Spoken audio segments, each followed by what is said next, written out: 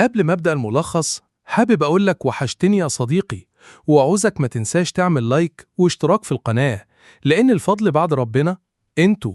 ويلا بينا نبدأ. في أول مشهد بنشوف فيه ولد صغير اسمه إليوسوليس، طفل كده وشه فيه براءة، بس في عينيه حيرة كبيرة.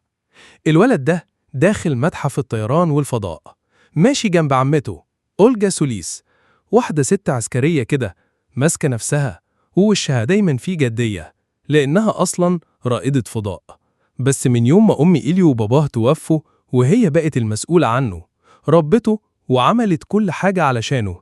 بس الغريبة إنها عمرها ما عرفت توصله، تحس كده في حيطة مبنية بينه وبينها. وإليو وهو ماشي في المتحف عينيه وقعت على معرض فويجر 1، المركبة اللي سافرت من سنين طويلة في الفضاء وبعتوا معاها صور وأغاني ورسائل من الأرض لكواكب تانية. ومن هنا اتفتحت عند إليو بوابة الهوس بالفضاء. بقى كل حلمه إنه يقابل كائنات فضائية، يقعد يتخيلهم ويستناهم يجوا يخطفوه، لدرجة إنه بقى بينزل الشط لوحده بالليل وبيبص للسما وبينده يمكن يسمعوه. قاعد على الرمل ماسك جهاز الراديو بتاعه وبيبعت إشارات للفضاء، بس بدل ما الفضائيين يردوا عليه، اللي ظهر له كانوا شابين من سنه تقريبا، واحد اسمه برايس والتاني كاليب. دول كانوا سامعين عن هوس إليو بالفضائيين وقرروا يسخروا منه ويعملوا عليه شوية تنمر. الموضوع سخن وخناقة قامت. إليو هو بيدافع عن نفسه اتخبط في عينه بجهاز الراديو بتاعه وخد خبطة جامدة. في الآخر أولجا جريت عليه، خدته على المستشفى وعينه اتلفت بضمادة بيضة، منظر حزين كده.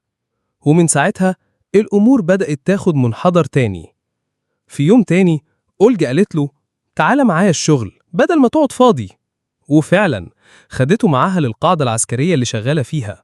وهناك كان في مقابلة مع عالم اسمه جونتر ميلمك، راجل شكله غريب وعنده دماغ شغالة ليل نهار. الراجل ده بيقول إن في رسالة جت من كوكب تاني لما أجهزة الكمبيوتر اتوصلت مع كبسولة فويجر. وإليو كان زي اللي رجليه جريت لوحدها على المكان، داخل الأوضة اللي فيها الكمبيوترات من غير ما حد يشوفه، وقعد لوحده وكتب رسالة كلها براءة. كاتب فيها يا ريت أنضم ليكم في الفضاء الخارجي، حسناً وداعاً، بحبكم. وساب الرسالة ومشي. بس الرسالة وصلت فعلاً، ولما وصلت عملت كارثة. الكهرباء قطعت عن القاعدة كلها، الدنيا ولعت، وأولجا طبعاً كانت هتتجنن. جابت إليو ووبخته جامد وقالت له بصراحة كفاية كده، أنا هبعتك معسكر صيفي اسمه أكاديمية كارفر، يمكن تتعلم هناك شوية انضباط. بس إليو مسكتش، قال لها كلمتين وجعوا قلبها. أنا حاسس إنك مش عاوزاني، إني عبء عليكي، إني ماليش مكان هنا أصلاً. الكلمة دي كانت زي السكينة، خدت في قلبها جامد. بس خلاص، القرار اتاخد، وفعلاً ودها للمعسكر. وصل إليو المخيم، وهناك قابل نفس الاتنين اللي كانوا متخانقين معاه، برايس وكاليب، وده ضيق صدره أكتر. وهو في الخيمة كالعادة كان بيبعت إشارات باللاسلكي للفضائيين، بيحاول يتواصل معاهم في نفس الوقت اللي بره كانوا الأولاد بيجهزوا له مقلب جديد. في الناحية التانية في القاعدة الكمبيوترات بتهنج وكل حاجة بتضرب، وفجأة رسالة بتظهر على كل الشاشات: احضروا قائدكم من فضلكم. الرسالة كانت موجهة للأرض، بس من مين؟ الله أعلم. في اللحظة دي إليو سمع صوت خطى طلع من الخيمة جري، بس برايس وكاليب كانوا مستنيينه. وقبل ما كاليب يمد إيده عليه الدنيا كلها وقفت. الوقت وقف حرفياً. بوابة ظهرت في السماء، نور بيلمع ودوامة بتتشكل، وكل حاجة حواليه اتجمدت إلا هو. البوابة دي كانت بوابة للفضاء، وإليو اتشفط فيها وهو بيضحك وفرحان كأن حلم عمره اتحقق. إليو فجأة لقى نفسه مشي في نفق نور، والدنيا حواليه بتتلون وتتلوي كأنها حلم متغلف في سحابة فضة، وعيونه ما كانتش مصدقة اللي بيشوفه. وبعد ما البوابة قفلت وراه لقى نفسه في عالم تاني اسمه كوميونيفرس. هناك قابل كائن غريب شفاف كده، مش بني آدم ولا روبوت، ده كان كمبيوتر عملاق، بس مش أي كمبيوتر، أوقو عطى إليو قرص كده يحطه على جسمه علشان ينظم الجاذبية ويخليه متكيف مع الجو الفضائي والدرجات المختلفة في الكون. وبعدها دخل إليو على قاعة كبيرة كده كلها ألوان وناس، يعني كائنات من كل شكل ولون، وهناك قابل سفراء 3. الأولى اسمها كويستا، شكلها شيك وقوية ولبسها فيه لمعة كأنها جاية من كوكب فخم. والتاني هاليكس، راجل كده شبه الأنبوبة بس بيفكر كتير ومخه شغال. والتالت تجمن، أضخمهم بس دمه خفيف وطريقته غريبة. ال3 استقبلوه بكل ترحيب، بس كانوا فاكرين حاجة غلط، فاكرينه القائد الحقيقي للأرض. ليه؟ عشان الرسالة اللي بعتها إليو بنفسه وهو بيهزر. هم خدوه على محمل الجد وفكروا إنه اللي بعت فويجر أصلاً، وافتكروا إن ده أول تواصل رسمي من الأرض. بس قبل ما إليو يلحق يقول لهم يا جماعة ده في لبس، حصلت حاجة تانية.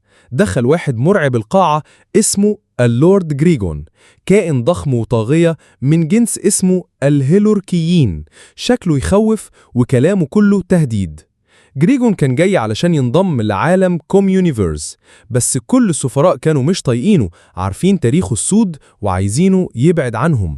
بس جريجون هددهم وقال لو ما قبلتوش بيا هرجع لكم بحرب ملهاش نهاية. الكل اتوتر وكل كوكب بدأ يقفل بابه، وقرروا يرجعوا إليو للأرض. بس إليو لأ، مرضيش، قال لنفسه أنا هرجع الأرض أتحفن واتضرب؟ لا يا عم، وقرر يتفاوض مع جريجون بنفسه، يمكن كده يتقبل رسمي كسفير للأرض. راح وقف قدامهم بكل فخر ووراهم رقعة عينه وقال لهم دي من معركة على الأرض، أنا أستحق أكون سفيركم، اقتنعوا. وبعتوه مع أوقو علشان يستعد. أوقو ساعده في إنه يعمل نسخة تانية من نفسه زي استنساخ كده، سموه إليو الآخر، وهيرجع للأرض يعيش مكان إليو الأصلي علشان ما يلاحظوش فرق. كمان اداله بدليل المستخدم الكوني، كائن بيتكلم زي روبوت كده اسمه بوب بيترسون. ده وظيفته يساعد إليو في التفاوض مع جريجون ويقول له يقول إيه وما يقولش إيه. وبالفعل إليو اتبعت على سفينة جريجون الأم، وهناك أول ما دخل حاول يتصرف بذكاء، يتقرب من جريجون يكسبه في صفه. لكن وهو بيتكلمه غلط غلطة كبيرة، جاب سيرة ابنه وقال له كده زي اللي بيهزر إن تربيته مش قوية، بس جريجون ما خدهاش بهزار، اتجنن وأمر بحبسه فوراً. وفي الزنزانة الدنيا كانت ضلمة وباردة وإليو حسوا إنه تهور. بس هناك قابل مفاجأة، شاف جلوردون ابن جريجون نفسه، كائن ضخم بس شكله لطيف زي دب مية طيبة. جلوردون طلع مش شبه أبوه خالص، بيحب اللعب والدغدغة وعقله نضيف. الولد ده ساعد إليو يهرب من الزنزانة وقال له أنا مش عايز أبقى زي بابا، عايز أعيش بطريقتي. إليو قال له تعالى نستخدمك ككارت ضغط ضد أبوك بس من غير ما نأذيك. وفعلا وهم بيهربوا اضطر إليو يدخل جوه فم جلوردون علشان يتخبر من الحمم البركانية، وكان مشهد مجنون. وفي الطريق لقوا درع الهيلوركي، الدرع اللي كل واحد من سلالتهم بيلبسه لما يكبر، وكان مكتوب لجلوردون يلبسه قريب. رجعوا على كوميونيفيرس وكل سفراء قاعدين مستنيين يشوفوا هيتصرفوا ازاي مع جريجون. إليو وقف قدامه وقال له ابنك هنا ولو عايزه انسحب، وقعد يدغدغ جلوردون. جريجون اتوتر وشاف ابنه بيضحك، افتكر أيامه الصغيرة وقال له هرجع، بس هرجع مع ابني. لكن جلوردون دمع وقال لإليو أنا مش عايز أرجع معاه، أنا مش آلة حرب زيه.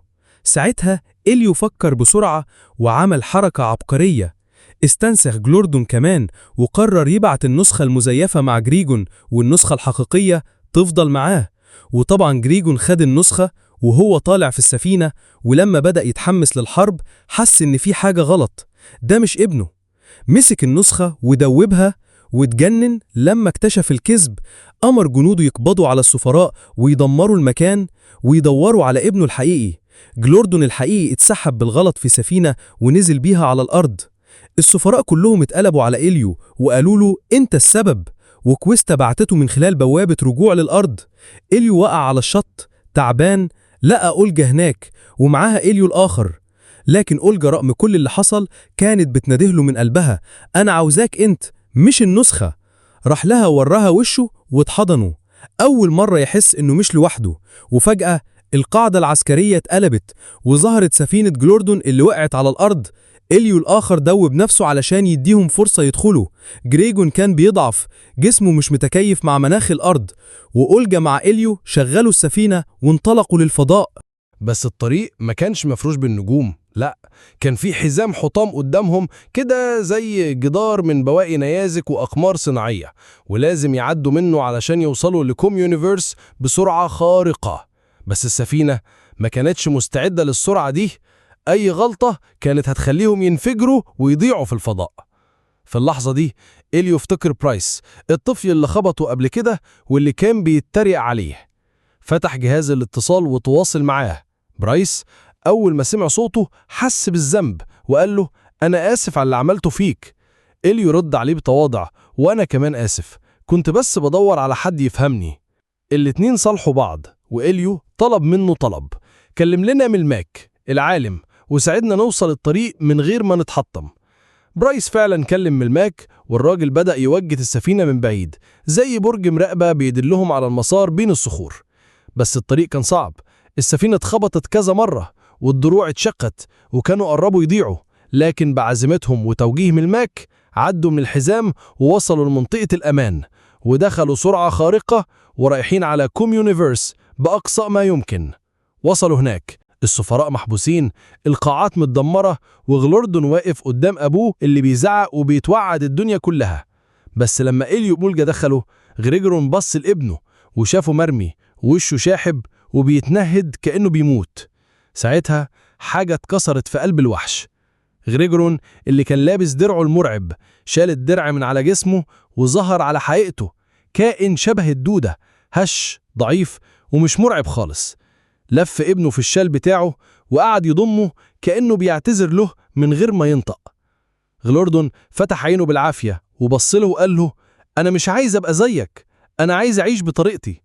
وغريجورون رد عليه وهو بيعيط: أنا كنت عارف وكنت بحاول أغيرك، بس أنا بحبك على أي حال.